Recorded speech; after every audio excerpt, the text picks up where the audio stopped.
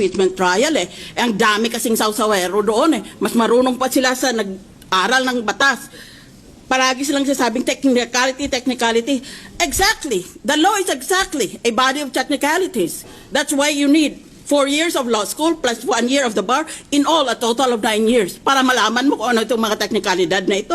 Dahil kung wala tayong mga technicalidad na iyan, wala tayong tinatawag na rule of law. Wala tayong tinatawag na due process of law. Kaya, itong mga iba na nagdudung-dunungan, akala mo kung marunong pa sila sa abogado sa dating hukom o sa mga hukom ngayon, nakaupo. Kung ano ng mga pinagsasabi, so filled with hubris about their ignorance.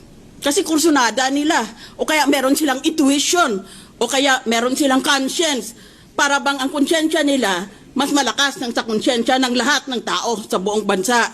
Yun ang problema sa bansa na ito.